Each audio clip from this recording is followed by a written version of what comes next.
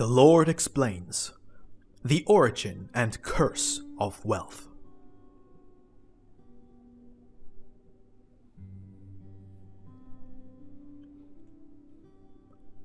The splendor of the table during the morning meal. After I had finished this explanation, the innkeeper came with his healed son to tell us that the morning meal would soon be put to the table. And at the same time, he asked me respectfully for advice, to know what he should do, for his wife and children were continuously bothering him, that he should tell them who I am and from where I came, since I was able to make the blind eye of his son completely healthy again without any remedy whatsoever. He, as well as his son, did not want to betray me, for I forbade them.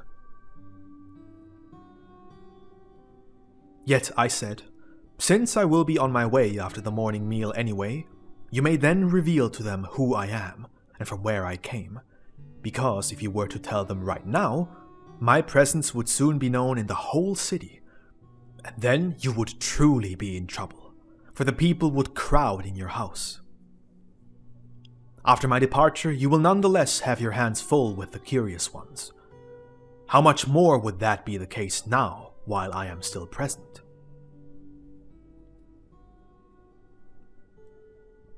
The innkeeper and his son were completely satisfied with this, and he left to take care of the morning meal.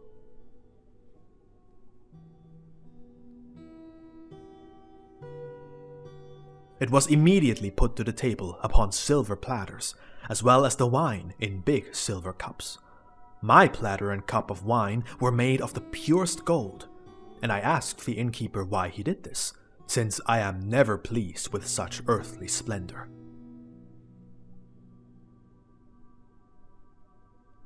He bowed deeply before me and said, "O Lord and Master, it is true, I know that you are never pleased with such things, and that, when we honor and praise you, that you are only pleased when it is done with a heart that is filled with pure love. But in me you have already found someone who has honored and praised you above all in his heart, and who, from now on, wants to honor and praise you even more in this manner. And I thought that I would commit a sin if I would not also give you, as the highest Lord of heaven and earth, the honor in the way that is already given to men who are of a certain esteem.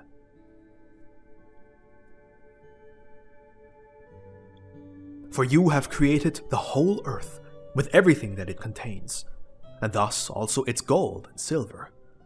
And so even these metals, which have been recognized by men for a long time already as the most noble, and as such also the most valuable, are testifying to your love, wisdom, might, greatness, and honor.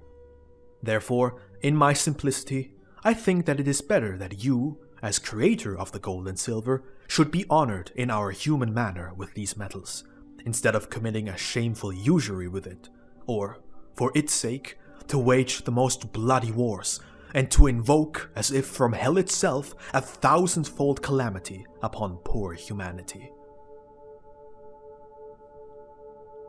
Said I, yes, you are of course right in this.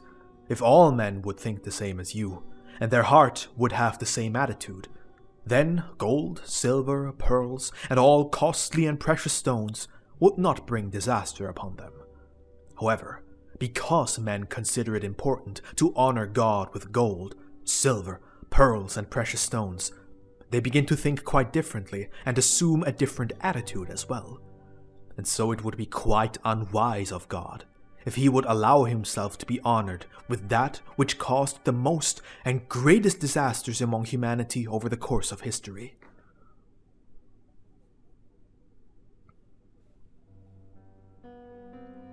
Even the patriarchs of the earth thought like you, and they honored God before golden and silver altars, and performed their honoring prayers of praise in temples richly adorned with gold, silver, and all manner of precious stones, as you can see in the Temple of Jerusalem. But what was the result of all that? Behold, precisely because of this, the aforementioned metals, pearls, and precious stones become ever so valuable in the imagination of the people in the first place.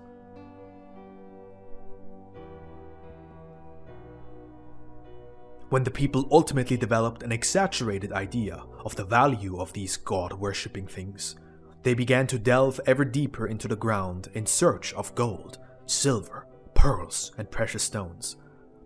By doing so, they slowly forgot God and thought that they would greatly honor him and receive enormous merciful gifts if only they could lay a big piece of gold, silver, or many precious stones upon the altar in his honor.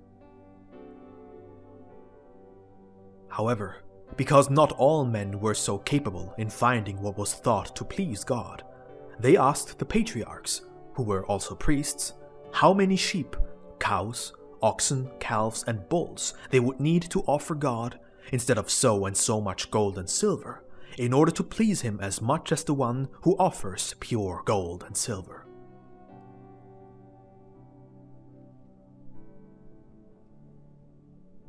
The elders and priests soon realized that this could easily and harmlessly be combined with religious services to create a lucrative business, and that it would also be beneficial for the edification and reassurance of the people.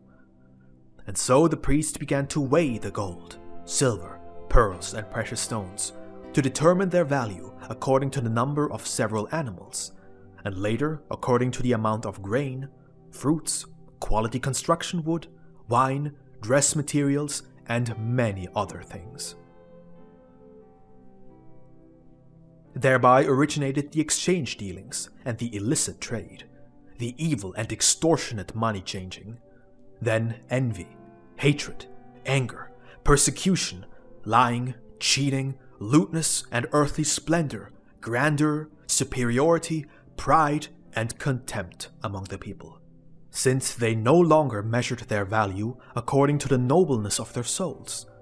The only thing that mattered now is the weight of the gold and silver, pearls and precious stones, the extent of the flocks, fields and vineyards, and the greater possession of many other things. That the poor were envious of the wealthy and began to diminish their riches by all manner of tricks, and that it did not take long before theft, robbery, and murder came into the mix, is obvious. For when materialism prevails evermore, the spiritual goes to ruin, and finally God will be to men nothing but an old, worn-out, insignificant, and useless concept, one they cannot even imagine anymore. Thereupon will utter godlessness, and through it all imaginable evils become commonplace, for all in the most unscrupulous way. Men take up arms, and those who believe they are superior seek to subdue with violence those they perceive to be evil. And when this comes to pass, laws will be introduced, disregard of which will have severe punishments as consequence. And this is how rulers, and slaves as their opposite, arise on earth. Behold, all this is the result of men using the gold, silver, pearls, and precious stones for external worship of whatever shape or form, thinking that these things are the most pure and noble matter.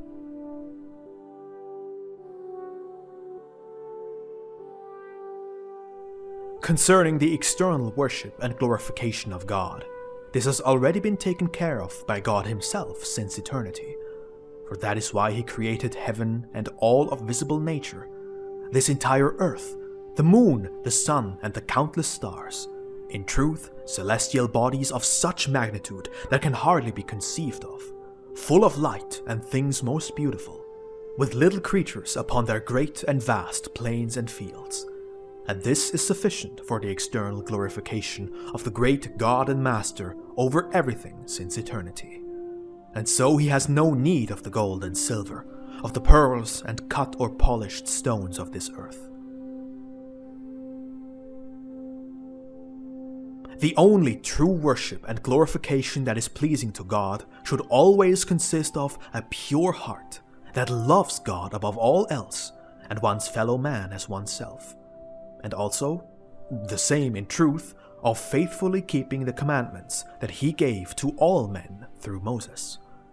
All else is vanity and foolishness, even when it is done by one who is pure and pleasing to God.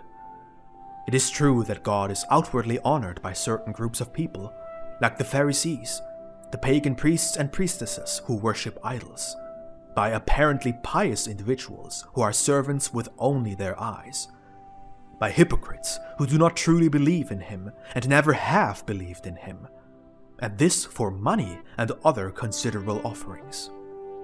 But this is not only worthless before God, it is an abomination in his eyes. And this is also the case with everything that is grand and brilliant in the eyes of the world.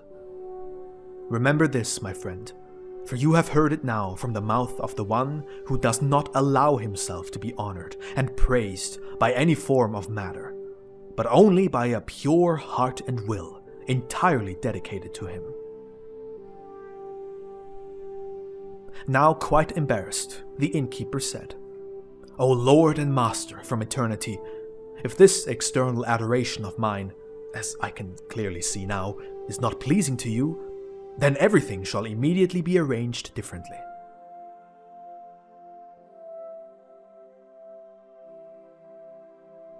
Said I, "Just leave it as it is now, for the fishes are well prepared, and this time we shall savor them even in these gold and silver platters, and the wine as well.